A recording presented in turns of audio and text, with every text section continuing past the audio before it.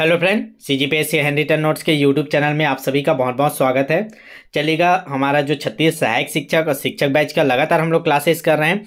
हम लोग ने बाल विकास कंप्लीट कर लिया, हिंदी कंप्लीट कर लिया और आपका कंप्यूटर का क्लासेस डल ही रहे हैं। ठीक है, लगातार हम लोग प्रैक्टिस सेट के माध्यम से आपका पूरा तैयारी करा रहे हैं और बैच में भी हम लोग आपका एकदम परफेक्ट रणनीति के साथ रैंक रिजल्ट के साथ आपको पूरा कंप्लीट तैयारी करा रहे हैं ना।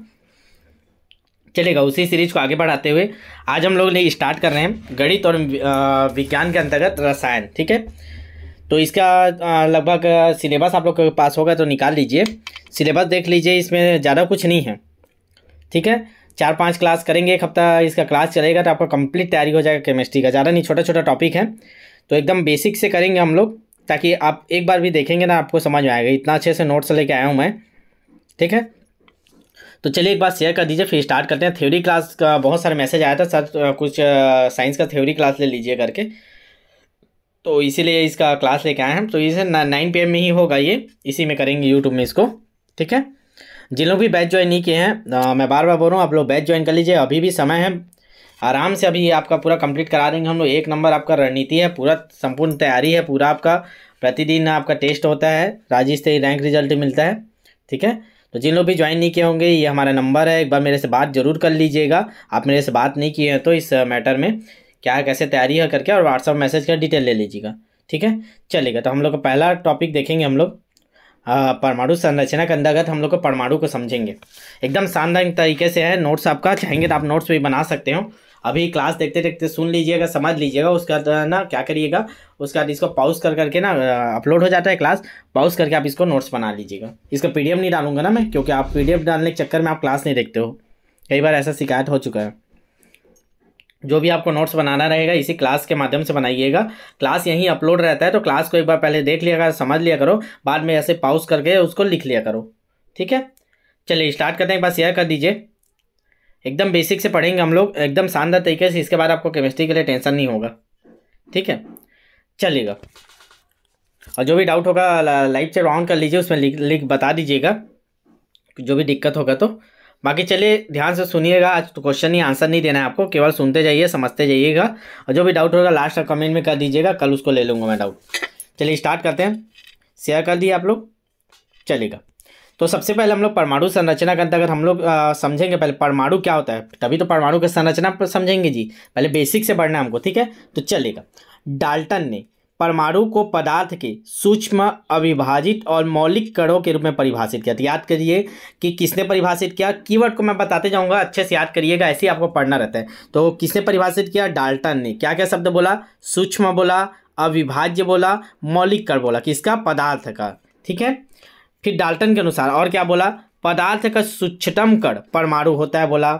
ठीक है, जिसे खंडित नहीं किया जा सकता। मतलब देखिए, कोई पदार्थ है, पदार्थ किससे बना है, छोटा छोटा परमाणु से मिलकर बना है। अब एक परमाणु का अगर पकड़ ले तो फिर उसको खंडित नहीं हो सकता। ये कौन बोला था, डाल्टन, याद रखिएगा। ठीक है, इसी प्रकार 19वीं सदी में तत्व के परमाणु अविभाज्य कणों के रूप में ही जाने जाते थे। देखिए, पहले ये बोल दिया, डाल्टन बोला कि मान ले कि ये पदार्थ है, ठीक है जी, इसमें छोटे छोटे परमाणु से मिलकर बना है। अभी एक परमाणु को उठा लिए, ये बिंदु परमाणु है, अब इसको नहीं तोड़ सकते बोले। ठीक है, 19वीं सदी तक ऐसे ही चलते रहा, तो इसको नहीं तोड़ सकते बोले। लेकिन जैसे 20वीं सदी आया, फिर इसमें निकला, इसको तोड़े हम लोग, इलेक्ट्रॉन, प्रोटॉन, न्यूट्रॉन, सब चीज़ निकला ना जी। तो पहले क्या था, पहले ये डाल्टन बोल रहा था कि अविभाज्य, इसे खंडित नहीं कर सकते बोल दिया था। ठीक है, लेकिन जैसे ही 20वीं सदी के प्रारंभ में यह स्पष्ट हो गया कि परमाणु की अपनी एक संरचना होती है, वो खुद छोटे छोटे और कणों से मिलकर बना होता है। तो अब उसी को हमको पढ़ना है, परमाणु संरचना। ठीक है जी, अगर हम लोग पहले डाल्टन का मानते रहते तो बस पदार्थ परमाणु से मिलकर बनता है, बस इतना पढ़ते। लेकिन अब भैया बाद में अब हम लोग को पढ़ने के लिए बढ़ा दिए, तो अब परमाणु संरचना पढ़ते हैं। ये समझ में आया, याद रखिएगा। डाल्टन ना, कौन बोला, ये दे देता है क्वेश्चन, किसने अविभाज्य कण बोला था, परमाणु को पदार्थ का सूक्ष्मतम कण किसने बोला था, तो डाल्टन ने ना। ये क्वेश्चन बनता है, ये सारे क्वेश्चन बनेगा भी, बनता नहीं है, बनेगा भी। आपके टेस्ट में मैं कवर करूंगा ये सब क्वेश्चनों को। ठीक है, जितना यहाँ पढ़ाऊंगा सब क्वेश्चन बनाऊंगा, आप ध्यान से पढ़िएगा तो बनेगा आपका। परमाणु स्वयं अति सूक्ष्म कणों से मिलकर बने होते हैं। ठीक है, 20वीं सदी में आया कि खुद परमाणु तो और अति सूक्ष्म कणों से मिलकर बना होता है, जिन्हें क्या बोलते हैं, अपरमाणु कण। तो ये भी पूछता है अपरमाणु कण क्या होते हैं, 4 ऑप्शन दे देगा, परमाणु के सूक्ष्म कण या परमाणु के से बड़े कण, ऐसे कर 4 कुछ भी ऑप्शन बना देगा। तो याद रखिएगा कीवर्ड अपरमाणुक कण, तो इसको हेडिंग बना लीजिएगा अपने नोट्स में, अपरमाणुक कण क्या होता है करके, और इसको लिखते जाइएगा। ऐसी नोट्स बनाइएगा आप लोग, एक शानदार नोट्स बनाने का तरीका बता रहा हूँ। अपरमाणुक कण लिखिएगा, अपरमाणुक कण देश करिएगा। परमाणु स्वयं अति सूक्ष्म कणों से मिलकर बना होता है जिन्हें अपरमाणुक कण कहलाता है। ऐसे करके लिख लीजिएगा, क्लास के बाद ऐसे रोक रोक के लिख लीजिएगा ना, ठीक है। अब किस किस कण से मिलकर बना होता है परमाणु, तो याद रखिएगा इलेक्ट्रॉन, प्रोटॉन, न्यूट्रॉन, ये तीनों चीज होते हैं ना परमाणु के अंदर, इलेक्ट्रॉन, प्रोटॉन, न्यूट्रॉन, ठीक है। एकदम बेसिक से पढ़ेंगे, शानदार तरीके से पढ़ेंगे, आपका पूरा सब क्वेश्चन कवर होगा। इन कणों को मौलिक कण भी कहते हैं। तो दो चीज आपको मैं याद करवा दिया, एक अपरमाणुक कण किसको बोलते हैं याद रखिएगा, दूसरा मौलिक कण किसको बोलते हैं। तो मौलिक कण किसको बोलते हैं, इलेक्ट्रॉन, प्रोटॉन को, न्यूट्रॉन को, और इसी को भी क्या बोलते हैं हम लोग, अपरमाणुक कण भी बोलते हैं ना, ठीक है। अब तक 31 सूक्ष्म कणों की खोज की जा चुकी है। इनमें से कुछ क्या क्या है ध्यान से सुनिएगा। 31 प्रकार के हम लोग छोटे छोटे कण खोज चुके हैं। क्या क्या, electron, proton, neutron, positron, anti proton, anti neutron, neutrino, meson, ठीक है, वी कण, के कण, बोसॉन, हाइपोटोन और क्या पाई कण, ठीक है। तो इतने प्रकार के हम लोग कण ये हो गए। इसके बाद और भी है, टोटल 31 सूक्ष्म कणों की पहचान हुई है, ठीक है। चलिए आगे बढ़ते हैं, अब एक एक करके देखेंगे। हम लोग को क्या पढ़ना है, हमारा टॉपिक क्या है, परमाणु संरचना, ठीक है। तो पहले परमाणु क्या होता है समझ लिए, वो कैसे बना है, किसने उसको क्या क्या परिभाषा दिया उसको समझ लिए, ठीक है। अब आगे बढ़ते हैं, इसको वर्गीकरण कर लेते हैं। जिन लोग भी नए देख रहे होंगे चैनल में, आपको बता देना चाहता हूँ, हम लोग अभी रसायन का आपके सिलेबस का वर्ग 2 का पहला टॉपिक कर रहे हैं, परमाणु संरचना। हम लोग बेसिक से स्टैंडर्ड लेवल तक जाएंगे। इसके सारे क्वेश्चन आपको बैच में करवा दूंगा मैं, हर प्रकार के जितना इससे बन सकता सब क्वेश्चन कवर करेंगे हम लोग टेस्ट में, ठीक है। इसी का टेस्ट डालवा देता हूँ, नया टॉपिक, ठीक है। तो इसका टेस्ट आपका परसों डलवा देता हूँ।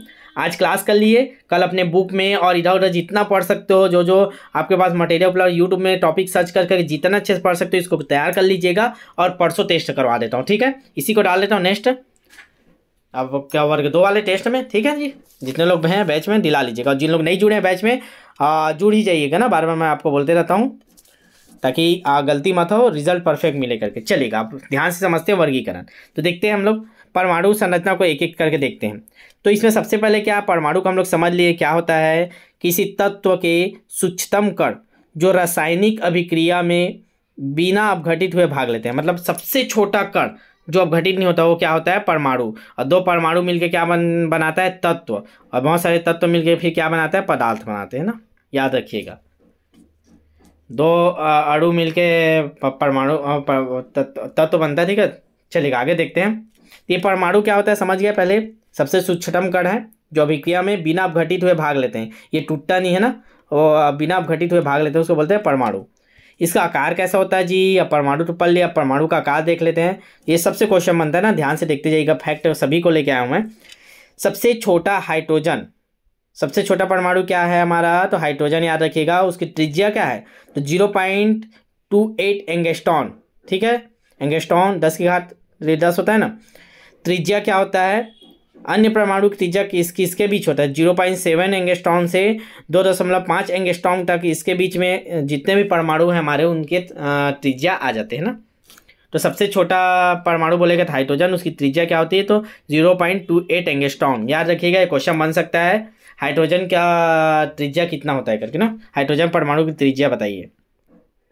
या ऐसा बोल सकता है कि परमाणुओं की जो त्रिज्या होती है वो किस रेंज में होती है, तो इन दोनों रेंज के बीच में सभी परमाणु की त्रिज्या होती है 0.7 से 2.5। ऐसे ही आप लोग भी पढ़ा करें एक एक क्लियर करके ना।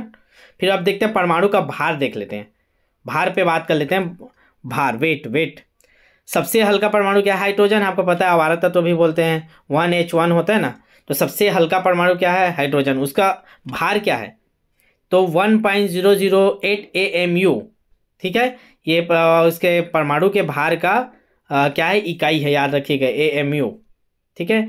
अन्य परमाणु का किसके किसके बीच होता है, तो याद रखिएगा 2 से लेकर 260 AMU के बीच होता है अन्य परमाणु का द्रव्यमान। तो सबसे छोटा परमाणु द्रव्यमान हाइड्रोजन का। अब याद रखिएगा जो हाइड्रोजन है 1H1, इसकी खोज किसने किया था, तो हाइड्रोजन 1H1 की खोज किसने किया था, हेनरी ने। हेनरी कैवेंडिश बोलते हैं, 1766 में। इसका नामकरण किसने दिया था, और लेवोजियर ने, ठीक है। हाइड्रोजन की बात कर रहे हैं हम लोग, खोजकर्ता कौन है हाइड्रोजन के, हेनरी कैवेंडिश, 1766 में। नामकरण कौन दिया था इसको हाइड्रोजन करके? तो लेवेजियर ने। याद रखिएगा इसको।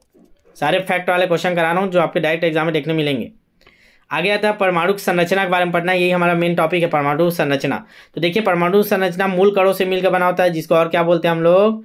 अभी 2 शब्द पढ़े थे, क्या क्या पढ़े थे? जैसे ऊपर देखिए, ऊपर देख के ये भूल जाते, मौलिक कण पढ़े थे। यहाँ पे क्या क्या बोलते हैं? बोले जिसको मौलिक कण बोलते हैं और अपरमाणुक कण बोलते हैं। इसी से बनकर मिलकर बना होता है परमाणु। तो देखते हैं क्या क्या कण होते हैं। तो कुछ स्थायी कण होते हैं जो स्थिर रहते हैं, कुछ अस्थायी कण होते हैं। तो दोनों को देख लेते हैं। स्थायी कण में क्या क्या आता है आपका? इलेक्ट्रॉन आता है, प्रोटॉन आता है, न्यूट्रॉन आता है। ये 3 कण होते हैं हमारे परमाणु के अंदर। Electron, proton, neutron. इलेक्ट्रॉन बाहर में रहता है ना जैसे करके, और प्रोटॉन और न्यूट्रॉन उसके केंद्र में रहता है, नाभिक में। ठीक है, तो ये स्थायी कण के अंतर्गत आते हैं। तो ये भी पूछता है निम्न में से कौन सा परमाणु का स्थायी कण नहीं है। देखिए, मैं सारे क्वेश्चन आपको ऐसे मौखिक रूप से करा रहा हूँ ना। 50 से ज़्यादा क्वेश्चन मैं करा दूंगा अभी आपका इसी पे। ठीक है, थ्योरी के साथ ही। ध्यान से सुनिएगा, जो सुनेगा उसको पूरा देखेगा, उसी को समझ में आएगा। तो बीच में छोड़ के मत जाइएगा, अंतिम तक बने रहिएगा। जिन लोग भी नए होंगे चैनल को सब्सक्राइब कर लीजिएगा। डेली 9 PM में क्लास होता है और कंप्यूटर का अलग से डलता है। ठीक है, तो देखिए, इस मूल स्थायी कण के कौन कौन से? इलेक्ट्रॉन है, प्रोटॉन है, न्यूट्रॉन। और अस्थायी कण की बात करते हैं। अब अस्थायी कण देख लेते हैं। तो क्या क्या है अस्थायी कण में? तो ध्यान दीजिएगा, पॉजिट्रॉन, एंटी न्यूट्रिनो, मेसॉन और न्यूट्रिनो। ये 4 प्रकार के हमारे अस्थायी कण और 3 प्रकार के स्थायी कण। इनको अच्छे से याद कर लीजिएगा। ये दे देता है ना या कौन से स्थायी का मूल कण है, कौन अस्थायी मूल कण है। 3 दे देगा, एक गलत कर देगा, इसमें के इसमें डाल देगा। मैं भी इसमें क्वेश्चन बनाऊंगा आपका टेस्ट बैच में, सब में कवर करेंगे इसको। ठीक है, तो याद रखिएगा, अच्छे से पढ़िएगा, तब आपका नंबर आएगा। तो ये इतना हम लोगों ने स्ट्रक्चर समझ लिया। स्क्रीनशॉट ले लीजिए, लेना होगा तो। या लास्ट में आप लोग ना क्लास को बंद कर लिया करें जब लाइव खत्म हो जाता है, फिर ऑन किया करें, आराम से खा पी के बैठ जाया करें। रात को इसका नोट्स बना के सोइएगा। ठीक है, नोट्स बना लीजिएगा। चलेगा, जिन लोग भी बैच ज्वाइन नहीं किया उन लोग देख लीजिएगा एक बार।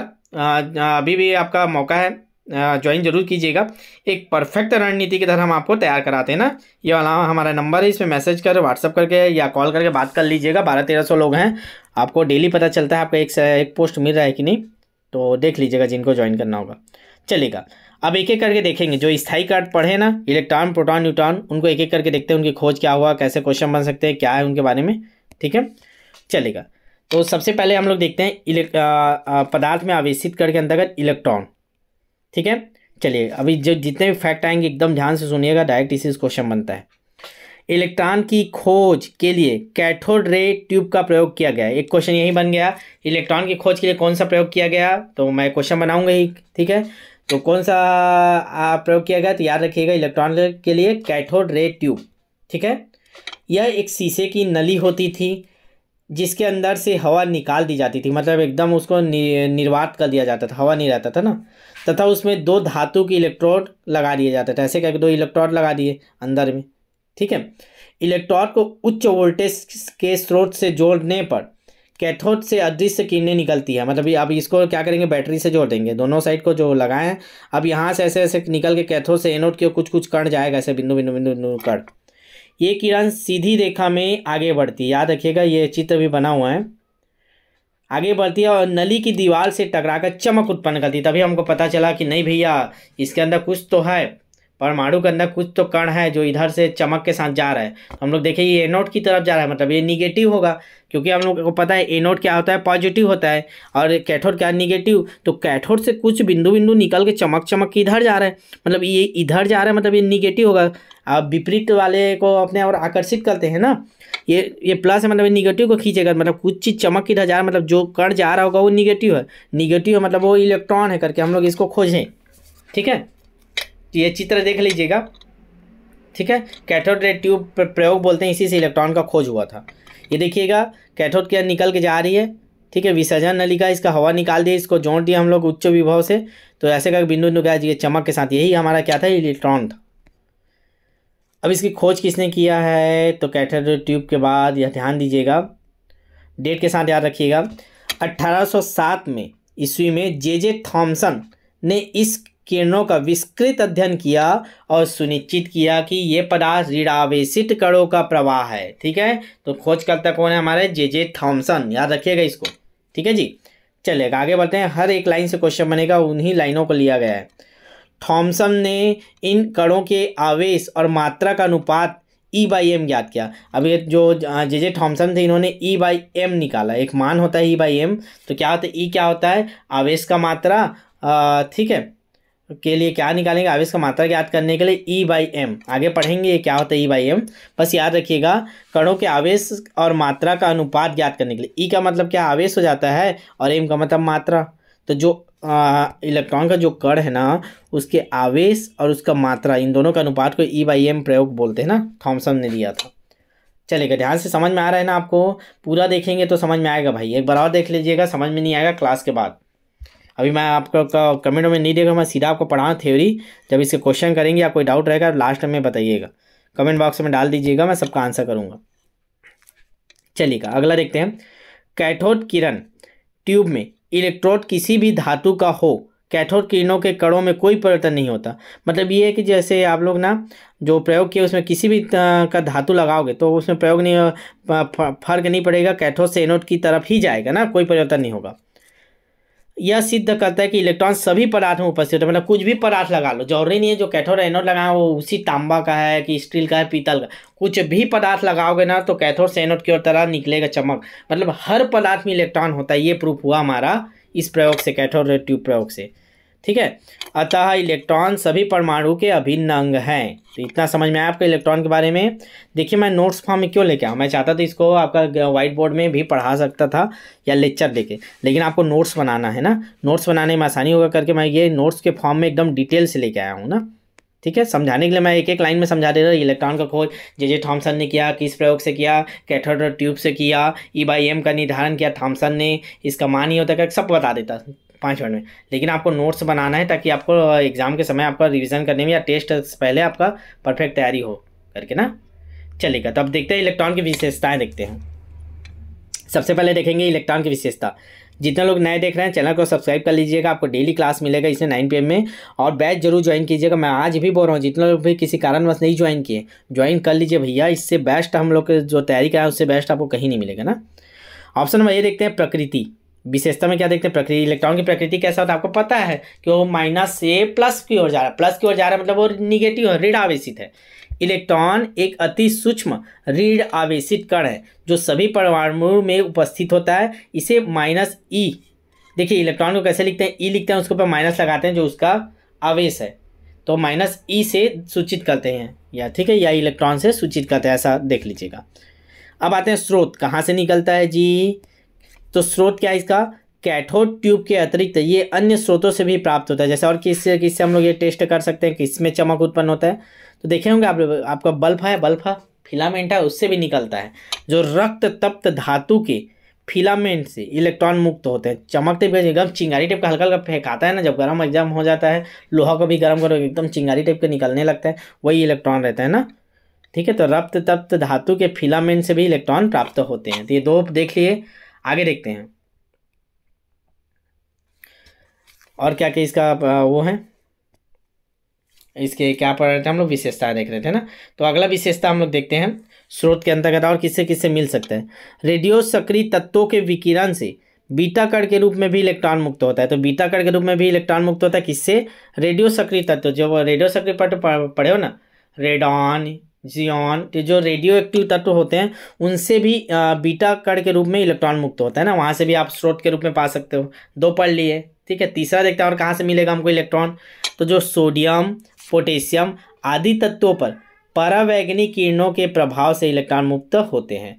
तो जो सोडियम हो गया, पोटेशियम, इसमें परावैंगनिक किरण डालते हैं ना तो इलेक्ट्रॉन निकलने लगता है। तो ये 3 प्रकार के हम लोग ने देख लिया। इसके क्या स्रोत कहाँ कहाँ से, एक रक्त तप्त धातु से, रेडियो सक्रिय तत्वों से और सोडियम पोटेशियम से। तो इतने प्रकार से आप इलेक्ट्रॉन प्राप्त कर सकते हो। तो इतना समझ में आया कि नहीं बता दीजिए एक बार, समझ में आ रहा है ना जी, अच्छे से एकदम नोट्स के फॉर्म में आपको पढ़ा रहा हूँ ताकि आपको आसानी हो। बाकी लोग क्या करते हैं, व्हाइट बोर्ड में आएगा लेक्चर में आके चले जाते हैं, बाद में फिर भूल जाते हो। नोट्स रहेगा और समझे रहोगे ना तो आप नहीं भूलोगे। अभी नोट्स मत बनाइए, पहले आराम से देख के समझ लीजिए, फिर क्लास को रोक रोक के बना लीजिएगा नोट्स। रात को नोट्स बना के ही सोइएगा ना, ठीक है। डेली टारगेट बना लीजिए, क्लास देखना है, नोट्स बनाना है, ठीक है। और कल उठ के फिर आगे बुक में और पढ़ लीजिएगा, फिर परसों टेस्ट दीजिएगा इसका। चलेगा, देखते हैं आवेश, चार्ज, ठीक है। अब इलेक्ट्रॉन का चार्ज, उसमें आवेश क्या होता है, तो सभी को पता है ऋणावेश होता है ना जी, लेकिन कैसे हमको ज्ञात हुआ, वो कैसे जाने ऋणावेशित होता है। एक तो हम लोग कैथोड रे ट्यूब में देखे और क्या देखे, तो इसके लिए आवेश का निर्धारण, चार्ज का निर्धारण किसने किया है? तो याद रखिएगा वैज्ञानिक थे मिलिकॉन ने। ये अपना एक प्रयोग के लिए बहुत जाने जाते हैं, तेल की बूंद प्रयोग, तेल का बूंद प्रयोग बोलते हैं। आप सब ये चीज़ पढ़े हुए हो, 10वीं 11वीं 12वीं केमिस्ट्री जिन लोग पढ़े हम लोग पूरा डिटेल में पढ़े हैं ना।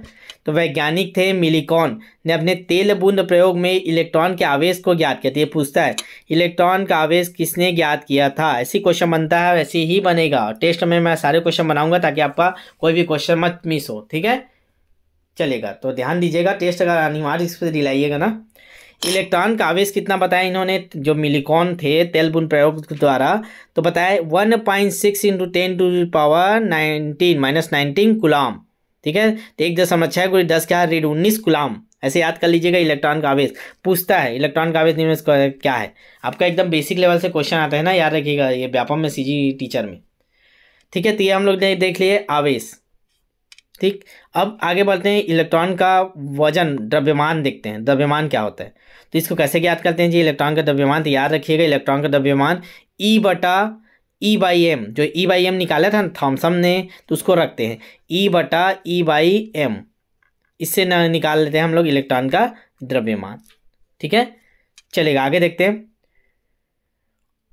H परमाणु के सापेक्ष द्रव्यमान, अगर हाइड्रोजन परमाणु के सापेक्ष द्रव्यमान निकालना, मतलब उसको एक आधार मान के तुलना करके निकालते हैं ना, इसके तुलना में इतना है, तो हाइड्रोजन परमाणु के सापेक्ष द्रव्यमान अगर निकालेंगे, mass with respect to hydrogen atom, तो कैसे निकालेंगे। इलेक्ट्रॉन का द्रव्यमान H परमाणु के द्रव्यमान का 1838वां भाग होता है। मोस्ट इंपॉर्टेंट क्वेश्चन है, कई बार व्यापक में पूछा गया है। इलेक्ट्रॉन का द्रव्यमान कितना होता है, ऑप्शन में रहेगा आपका हाइड्रोजन परमाणु के द्रव्यमान का 1838वां भाग, 1838वां भाग याद रखिएगा, ठीक है जी, उतना होता है, उतना ज़्यादा होता है। चलिए अगला देखते हैं।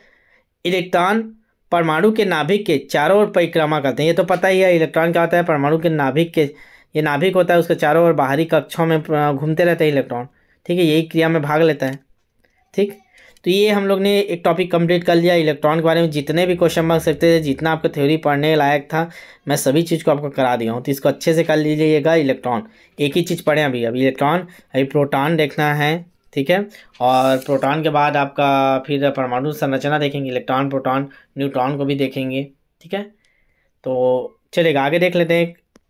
आज ज़्यादा बड़ा नहीं करेंगे, अभी देखते हैं, अभी और पढ़ते हैं, प्रोटॉन पढ़ते हैं, ठीक है। क्लास कैसा लगा आप लोग फीडबैक जरूर दीजिएगा। इसी पैटर्न में पढ़ाना है क्या, नोट्स के फॉर्म में, ताकि आपका नोट्स भी बन जाए, कि बस लेक्चर मानना ही ये बता दीजिए, उस हिसाब से नेक्स्ट क्लास आएगा। चलिएगा, प्रोटॉन के बारे में पढ़ेंगे, ध्यान से पढ़िएगा। मैं जूम कर देता हूँ थोड़ा सा, ध्यान से सुनिएगा। प्रोटॉन क्या होता है, इलेक्ट्रॉन के बारे में पूरा पढ़ लिया, किसने खोजा, क्या किया, कैसे किया, क्या उसकी विशेषताएं। अब पढ़ेंगे हम लोग प्रोटॉन के बारे में, ठीक है। चलेगा, ध्यान से पढ़िएगा। और एक चीज़ और ध्यान दीजिएगा, जितने लोग भी देख रहे हैं, इसका PDF कोई नहीं मांगेगा, ये ऑटोमेटिक PDF फॉर्मेट में आपका नोट्स है ना, ठीक है। तो जिनको भी नोट्स बनाना होगा, आप यहीं से ऐसे रोक लीजिएगा, देखो रुका हुआ स्थिर है, अब इसको नोट कर लीजिएगा, यहीं से बनाइएगा। कोई PDF दे दो सर करके मत मांगिएगा ना, थोड़ा मेहनत आपको करना है, ताकि आप यहाँ से पढ़ते पढ़ते बनाओगे तो आपका ज़्यादा बेनिफिट है। चलिएगा, प्रोटॉन देखते हैं क्या होता है, ध्यान से सुनिएगा, समझिएगा। परमाणु क्या होता है, धन आवेशित होता है, ठीक है। धन आवेशित भी होता है ना जी, जब इलेक्ट्रॉन को त्याग देता है तो धन आवेशित हो जाता है। तो देखिए हमारे परमाणु में हम लोग पढ़े कि इलेक्ट्रॉन होता है, तो इलेक्ट्रॉन को बैलेंस करने के लिए भी तो कुछ ऐसे तत्व होने चाहिए जो इसके विपरीत आवेश वाले हो। तो इलेक्ट्रॉन को संख्या को बैलेंस करने के लिए, एक स्ट्रक्चर बनाने के लिए प्रोटॉन होते हैं, जो उसको बैलेंस करके इलेक्ट्रॉन को रखते हैं। तो चलिए पढ़ते हैं क्या लिखा है। परमाणु धन आवेशित होता है, अतः इन इलेक्ट्रॉन के आवेश के विपरीत आवेश वाले अन्य कण भी परमाणु उपस्थित रहने चाहिए, तभी तो स्थिर रहेगा। परमाणु में धन आवेश से युक्त कणों के अस्तित्व का प्रमाण किसने दिया था, तो गोल्डस्टीन ने। तो याद रखिएगा, प्रोटॉन की खोज कौन करने वाला है, तो याद रखिए कौन करने वाला है, गोल्डस्टीन करने वाला है ना। गोल्डस्टीन ने बताया कि यदि विसर्जन नली के कैथोड में बारीक छिद्र कर दिया जाए, देखिए हम लोग जो कर रहे थे इलेक्ट्रॉन खोजने के लिए कर रहे थे ना जी, कैथोड ट्यूब बनाए थे, उसमें कैथोड किरण जा रहा था, उसी में क्या बोल रही है, गोल्डस्टीन ने बताया यदि विसर्जन नली के कैथोड किरण में बारीक छिद्र कर दिया जाए और निम्न दाब 0.01 mm तथा अधिक विभवांतर को ज़्यादा देना है, 10,000 वोल्ट, तो विद्युत धारा प्रवाहित की जाए, तो कुछ विशेष प्रकार के किरणें एनोड से कैथोड की ओर गमन करती है। अभी तक तो हमने पढ़ा भैया कि कैथोड से एनोड की ओर जा रहा था बस एक चिंगारी की तरह, तो हम लोग बोले अच्छा ये माइनस से प्लस की ओर जा रहा है, मतलब ये निगेटिव का, अच्छा ये इलेक्ट्रॉन है। लेकिन अब क्या किए, उसी ट्यूब में एक छेद कर दिए, उसमें पहले हवा को निकाले थे। देखिए ध्यान से समझिए, सब समझ में आएगा।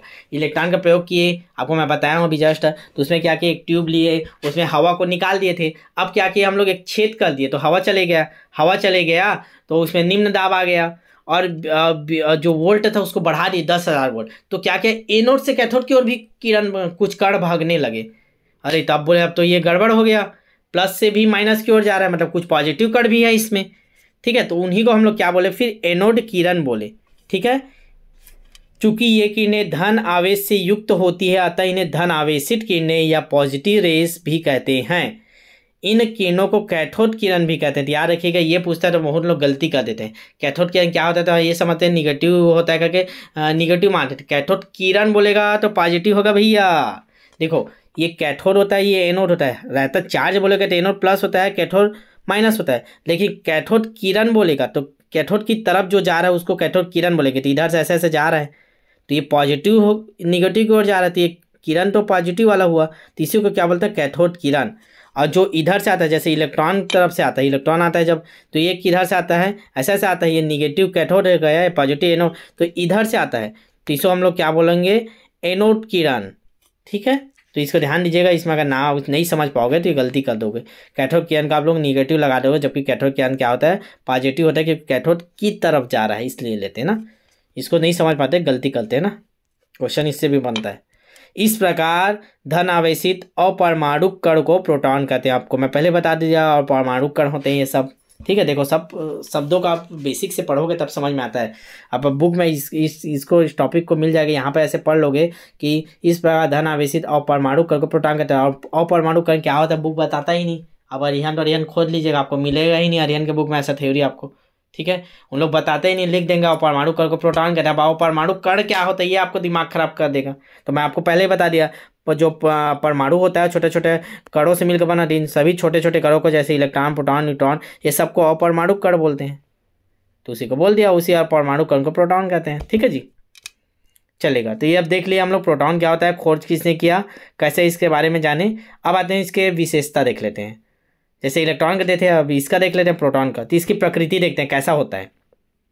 तो ध्यान से सुनिएगा, प्रोटॉन का द्रव्यमान हाइड्रोजन परमाणु के द्रव्यमान के लगभग बराबर होता है। ये मोस्ट इंपॉर्टेंट क्वेश्चन, वहाँ क्या पढ़े, इलेक्ट्रॉन का द्रव्यमान जो हाइड्रोजन परमाणु के 1838 गुना होता है। ठीक है, और इसमें क्या पढ़ रहे हैं, जो प्रोटॉन का द्रव्यमान हाइड्रोजन परमाणु के द्रव्यमान के लगभग बराबर होता है ना। प्रोटॉन का आवेश इलेक्ट्रॉन के आवेश के बराबर होता है। देखिए भार के द्रव्यमान किसके बराबर हो रहा है, हाइड्रोजन परमाणु की, और इसका आवेश किसके बराबर हो रहा है, इलेक्ट्रॉन का आवेश के बराबर, तभी तो ये एक दूसरे को न्यूट्रल कर देते हैं। ठीक है, किंतु इनकी प्रवृत्ति धनात्मक होती है। देखिए प्रोटॉन की प्रवृत्ति धनात्मक, ठीक, परमाणु उदासीन होते हैं। क्यों उदासीन होते हैं, क्योंकि जो प्रोटॉन का पॉजिटिव है और इलेक्ट्रॉन का निगेटिव दोनों एक दूसरे को संतुष्ट कर देते हैं, तो उदासीन हो जाता है। सभी परमाणुओं में इलेक्ट्रॉन और प्रोटॉन समान मात्रा में उपस्थित रहते हैं। प्रोटॉन को पी से सूचित करते हैं ना, प्रोटॉन को पी से सूचित करते हैं, इलेक्ट्रॉन को ई, और ऊपर में माइनस लगा देते हैं।